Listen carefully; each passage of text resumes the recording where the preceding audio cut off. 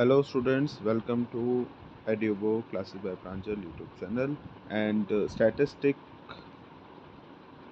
Topic में ये हमारी है सेकंड सेशन, सेकंड वीडियो है।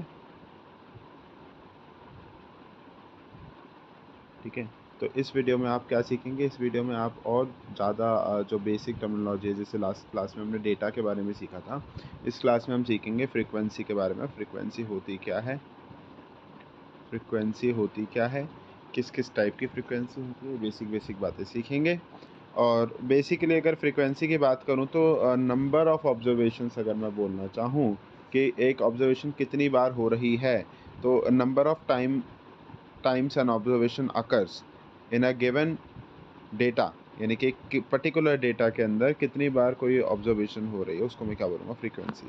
अब फ्रीक्वेंसी के तो दो तरीके की है फ्रीक्वेंसी। एक है frequency discrete frequency, discrete frequency, discrete frequency. दूसरी है हमारे पास कंटिन्यूस फ्रीक्वेंसी, कंटिन्यूस फ्रीक्वेंसी। अब ये डिस्क्रीट फ्रीक्वेंसी क्या है? डिस्क्रीट फ्रीक्वेंसी का अगर मैं डेटा की बात करूं तो मैंने अगर बोला कि किसी के आए 40 नंबर, फिर आए 60 नंबर, फिर आए 80 नंबर, फिर आए 100 नंबर। ठीक है, और उसके बाद जो इनके कितने कितने बच्चों के हैं? 40 नंबर आए 7 बच्चों के, फिर 60 नंबर आए 3 बच्चों के, 80 नंबर आए 3 बच्चों के, और दो बच्चों के आए 100 नंबर। तो अगर मैं इस डेटा की बात करूं, इस डेटा की बात करूं तो यहाँ पर हो क्या रहा है? यहाँ पर बेसिकली क्या हो रहा है कि यहाँ पर जो क्लास इंटरवल्स दिए हुए हैं, ये क्लास इंटरवल्स दिए हुए हैं, ये एग्जैक्ट यूनिट्स दी हुई है। ये एग्जैक्ट यूनिट दिया है, यानी कि अगर डिस्क्रीट क्लास इंटरवल है और उसके लिए फ्रीक्वेंसी दी हुई तो डिस्क्रीट फ्रीक्वेंसी है। लेकिन अगर यहाँ पर कुछ ऐसा सा दिया हो 10 से 20, 20 से 30, 30 से 40, 40 से 50, और फिर यहाँ फ्रीक्वेंसी दी हो 2, 6, 9, 1। अब ये जो फ्रीक्वेंसी है यहाँ पर देखो, क्लास इंटरवल एक कंटिन्यूस फॉर्म में है, डिस्क्रीट फॉर्म में नहीं है, तो इसकी जो फ्रीक्वेंसी होगी वो कंटिन्यूस फ्रीक्वेंसी। बात समझ में आती है? ये बिल्कुल ईजी भाषा में मैंने आपको समझाया है। अभी आते हैं और समझते हैं ज़रा कि हमें 10th क्लास में ऐसा क्या पढ़ना है। ठीक है, तो 10th क्लास में हमारे को बेसिकली ऑपरेशंस पढ़ने हैं, स्टैटिस्टिकल ऑपरेशन।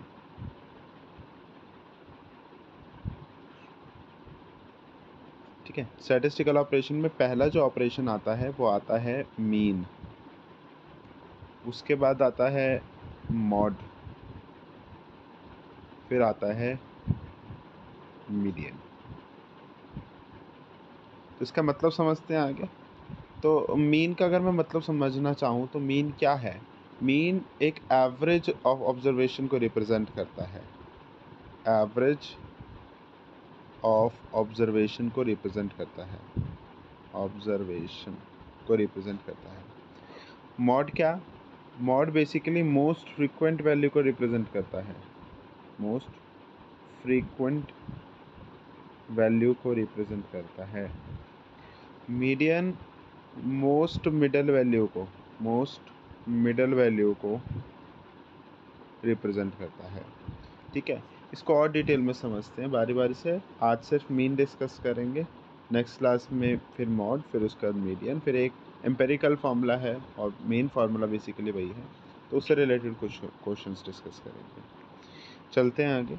तो पहला जो टॉपिक है वो है मीन।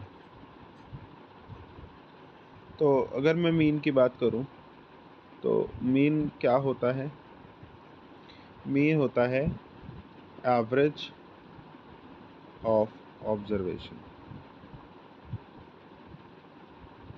ठीक है, ऑब्जर्वेशन का एवरेज। सपोज मुझे पहले मीन निकालने के लिए अगर बोलते थे और मुझे ना एक डेटा दे देते थे ऐसे कि 2, 2, 6, 11, 2, 2, 3, और बोलते थे कि इसका ना मीन निकाल दो, तो उसके अंदर मैं क्या करता था? मीन का एक फार्मूला होता है क्या? सम ऑफ ऑब्जर्वेशन अपॉन में नंबर ऑफ ऑब्जर्वेशन, है ना? तो इनका आप सम करेंगे तो कितना आ जाएगा? 6 4 10, 10 और 7 17, 17, 17 और 11 28, तो आ गया 28। और टोटल ऑब्जर्वेशंस कितनी है? 3, 3 6 1 7, तो 7, तो ये कट गया 4 पे। तो मीन, इसका मीन कितना आ गया? मीन आ गया इसका 4। लेकिन ये तो छोटी क्लास की बात थी, है ना, ये तो छोटी क्लास की बात थी। अब नया क्या है? नया यहाँ पर है कुछ डेटा के फॉर्म में कि अगर आपको ग्रुप डेटा दिया हो, ग्रुप्ड डेटा दिया हो और उसके अंदर आपको बोले मीन निकालने के लिए, जैसे कि एक एग्जांपल ले रहा हूँ आपके सामने, क्या कि XI आपको दिया हुआ है। XI बेसिकली क्या होता है आपके पास? क्लास मार्क बोलते हैं। XI का मतलब होता है क्लास मार्क। XI का मतलब होता है क्लास मार्क। अभी जब कंटिन्यूस डेटा आएगा तब मैं इसके बारे में और अच्छे से बताऊंगा, ठीक है। क्लास मार्क, सो यहाँ पर क्लास मार्क क्या है कि 2 6 11 22 24 36। फिर उसके बाद यहाँ पर एक फ्रीक्वेंसी बता रखी है उन्होंने। क्या फ्रीक्वेंसी बता रखी है? FI कॉलम बता रखा है। यहाँ FI उन्होंने मेरे को बता रखा है। क्या बता रखा है कि 2 3 2 3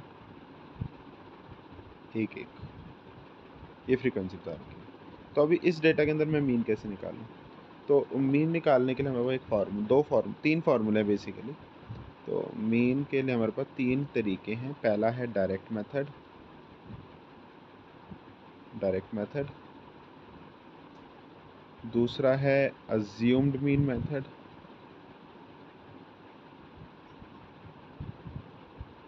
और जो लास्ट मेथड है वो है स्टेप डेविएशन मेथड।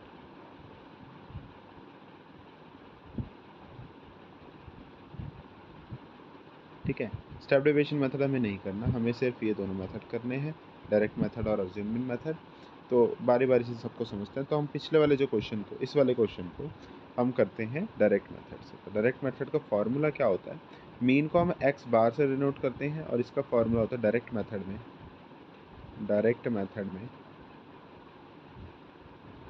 इसका फॉर्मूला होता है sigma FI XI by sigma FI, ये फार्मूला होता है।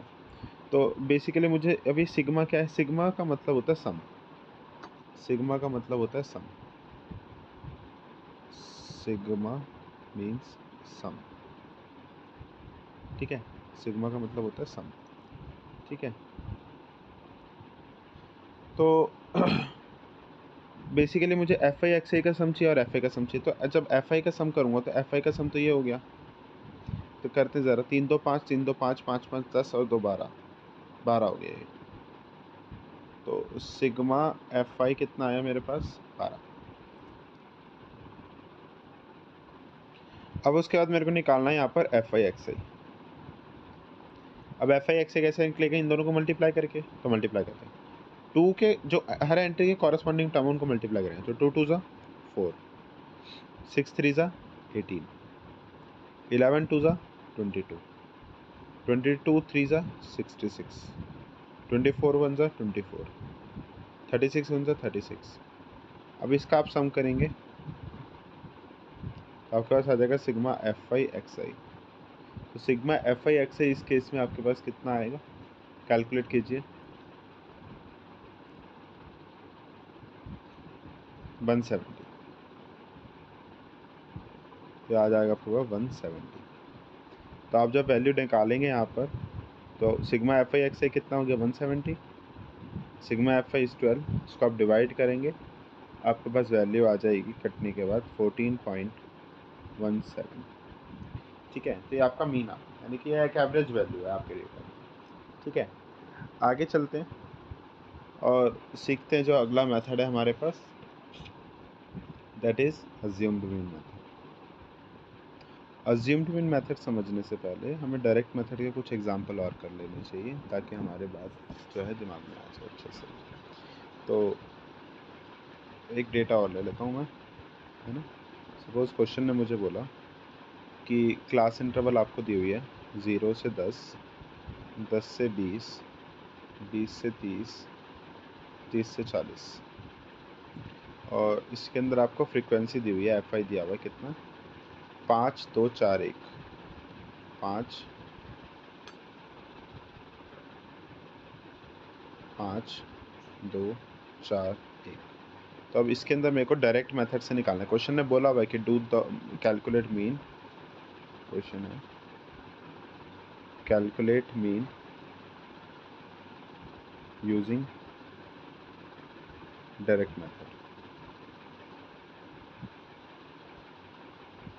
तो डायरेक्ट मेथड का यूज़ करके मेरे को क्या निकालना है, यहाँ पे मीन निकालना है। डायरेक्ट मेथड का फॉर्मूला क्या होता है ज़रा समझना। डायरेक्ट मेथड का फॉर्मूला होता है mean is equals to sigma F I x I by sigma F I, यही फार्मूला होता है। यानी कि मेरे को एफ आई एक्स आई चाहिए। अब यहाँ पर ना तो यहाँ पर एक्स आई तो नहीं है, एफ आई तो है, एक्स आई नहीं। एक्स आई कैसे आएगा? मैंने बोला था आपको कि अगले क्वेश्चन में आपको मैं बताऊंगा कि एक्स आई होता क्या है। एक्स आई क्या होता है? एक्स आई का मतलब होता है क्लास मार्क। एक्स आई मतलब होता है क्लास मार्क। और एक्स आई का अगर मैं बात करूँ कि फार्मूला क्या आता है, एक्स आई का फार्मूला होता है upper limit plus lower limit divided by. तो अगर मैं यहाँ पर एक्स आई निकालना चाहूँगा तो ये लोअर लिमिट हो गई, ये अपर लिमिट हो गई। तो 10 + 0 10 और 10 डिवाइडेड बाय 2 इज़ 5। ठीक है। अब यहाँ देखो lower limit plus upper limit कितना हो जाएगा, 10 + 20 30, 30/2 इज़ 15। अगला चलते हैं। तो ऐसे करते करते यहाँ पर आ जाएगा आपके पास 25 और 35, 25 और 35। ठीक है। अब क्या करें, देखो एक्स आई आ गया मेरे पास, अब एफ आई को एक्स आई से मल्टीप्लाई करेंगे, एफ आई एक्स आई आ जाएगा। तो एफ आई एक्स आई क्या आ जाएगा, 5 5 25, 25 30 100 उसके बाद 35। इनका सम आप कर देंगे तो आपके पास आ जाएगा sigma F I x i. Sigma F I x i आपके पास आ जाएगा 190 और इसका सिग्मा एफ आई निकालेंगे। सिग्मा एफ आई आपके पास कितना आ जाएगा, 12। ठीक है। यहाँ पर आप वैल्यू पुट करेंगे तो आ जाएगा 190/12। तो आप काटा पीटी करके आंसर निकालेंगे, इसका आंसर आएगा 15.83। 15.83। ठीक है। तो आज यही टॉपिक ख़त्म करते हैं, नेक्स्ट क्लास में मिलेंगे और अगली क्लास में हम अज्यूमेंट मेथड को समझेंगे।